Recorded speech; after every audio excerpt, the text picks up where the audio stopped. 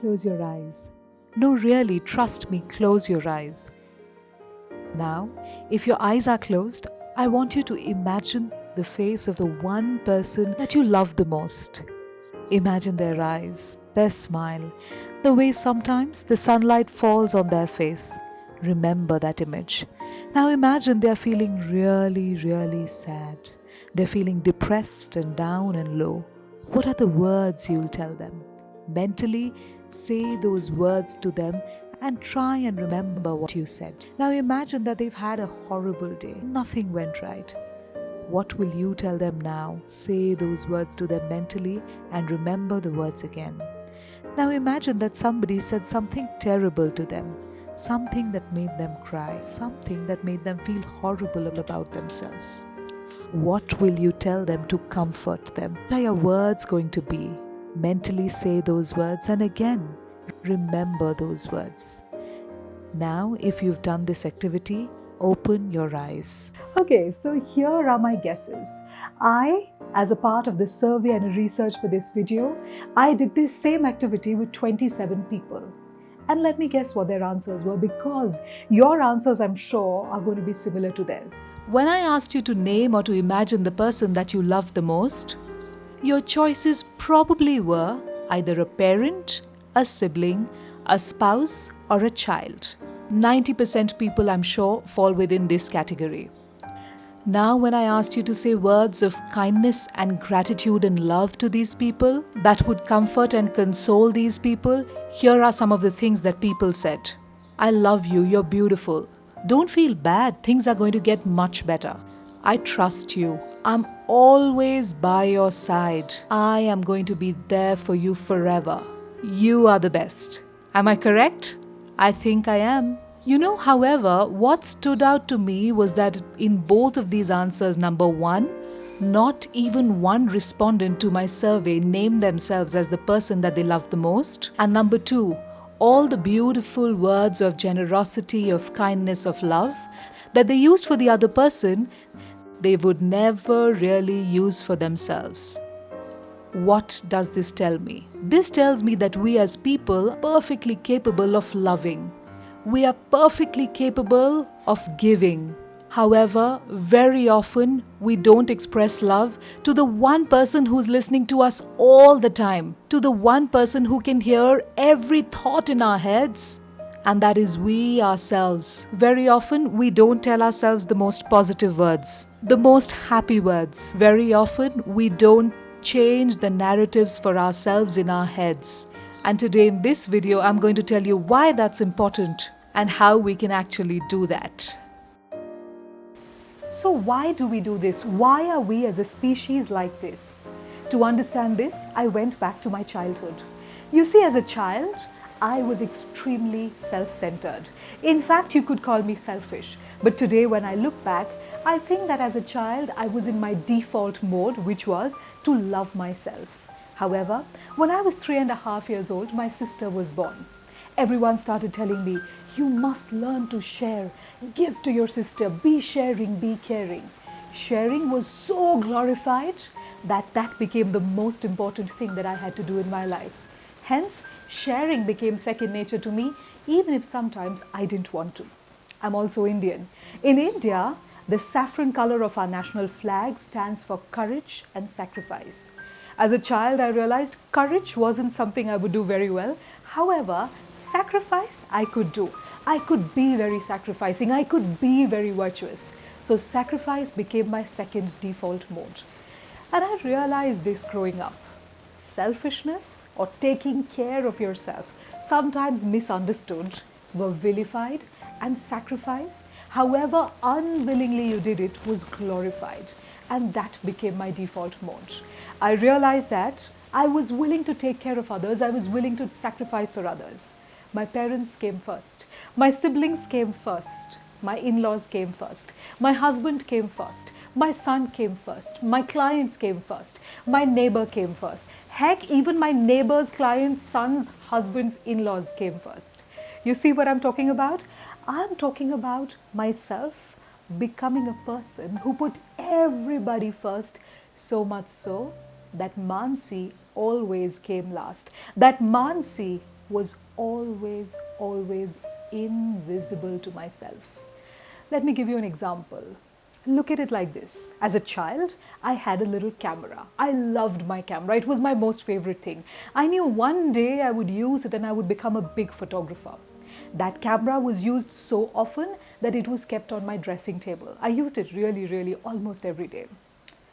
However, when I got married, my husband's things came and took up space on my dressing table. Soon, neither did I have the time nor the space for that camera to be used, and my camera went into my cupboard. Slowly, I was losing touch with it. It wasn't an everyday item for me at all anymore. After my son was born, my cupboard started becoming full. My son's things came into my cupboard, and my camera was pushed to the top, inaccessible part of my cupboard.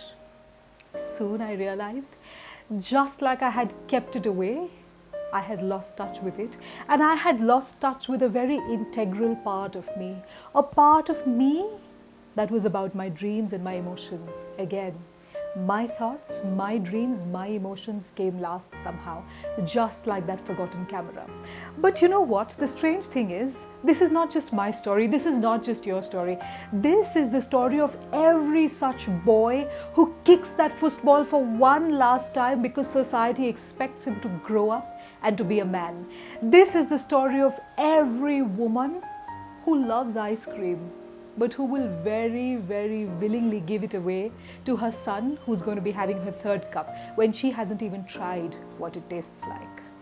This is my story, this is your story, this is our story. Sometimes we melt so much into the responsibilities and all the other duties that ask of us that we forget to take care of ourselves, that we forget to take care of our happiness, of our joy, and that somehow slowly we start loving ourselves just a bit less.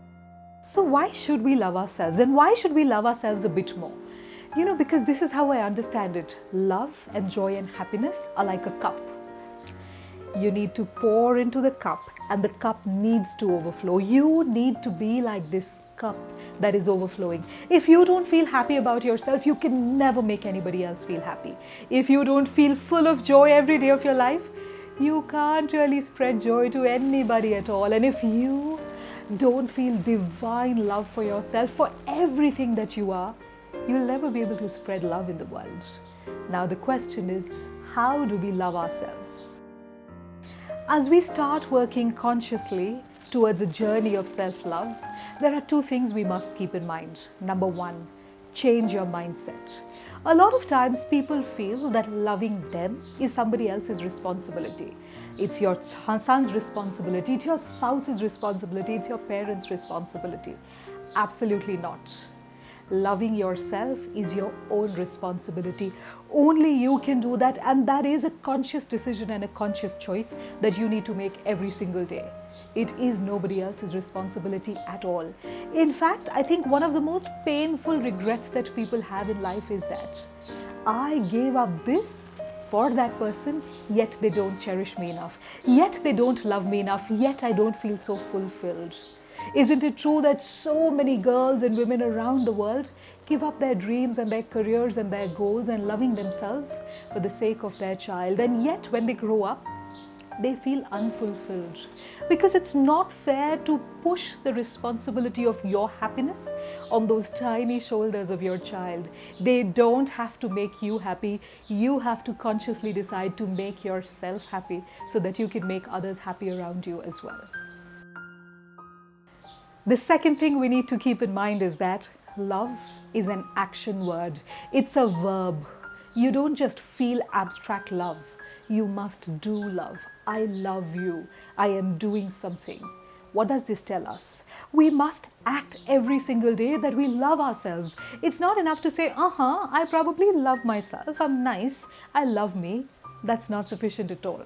We must show ourselves every single day without an iota of doubt that we love ourselves. How exactly do we act like we love ourselves? Take care of yourself. Go for a long walk if you enjoy that. Take a hot shower after a difficult day. Switch off your phone if you're getting too many toxic messages. Say no to a toxic person. Watch your favorite show on binge sometimes. Order that chocolate cake sometimes. Do whatever it takes for you to prove to yourself every single day that you choose you love you. It is an action. You consciously need to work on this every single day of your lives. They told me, love your parents, and I did. They scolded me, love your siblings, and I did. They reminded me, love your neighbors, and I did. But in this process, I forgot to love me. I melted into my roles, I melted into my duties. I ignored my own needs, I ignored my own beauty. But it's a time to change. It's a time to see. It's a time to embrace me, and me.